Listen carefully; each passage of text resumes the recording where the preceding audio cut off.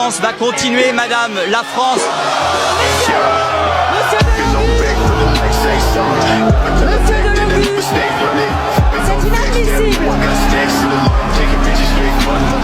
Alors que la Cour internationale de justice a ordonné à Israël de cesser son offensive sur Rafah, une cinquantaine de personnes sont mortes calcinées dans un camp de réfugiés bombardé.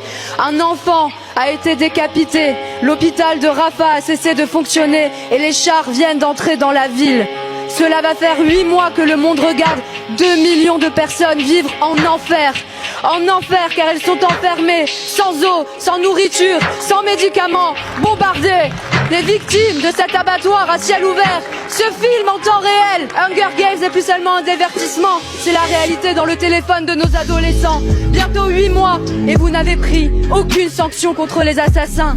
Pire, le soir de l'offensive sur Rafah au dîner du CRIF, monsieur le Premier ministre, en refusant de sermonner Israël, vous lui avez donné votre bénédiction.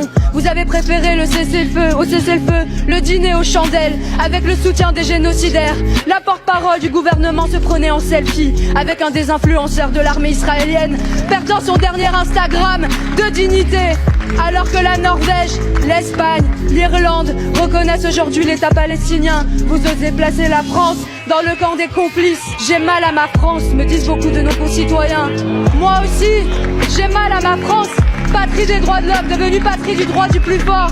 J'ai mal à la France des Lumières qui permet qu'on transforme des gens en torches humaines au nom de la lutte contre l'obscurantisme. J'ai mal à ma France de la Révolution qui défigure la démocratie même en justifiant qu'on affame 2 millions de personnes en son nom. Le Conseil de sécurité des Nations Unies se réunit aujourd'hui. La France doit annoncer la suspension des échanges économiques avec Israël et demander l'intervention immédiate des casques bleus. Rafah n'est pas qu'une frontière, c'est un miroir.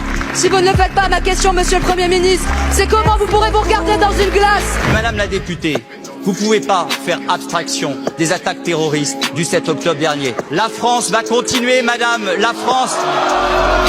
Monsieur Delongus, Monsieur Delongus, vous avez un rappel à l'ordre avec inscription au procès verbal jusqu'à saisine du bureau. C'est inadmissible. La séance est suspendue. Monsieur Delongus, il vous est demandé de quitter l'enceinte de l'Assemblée nationale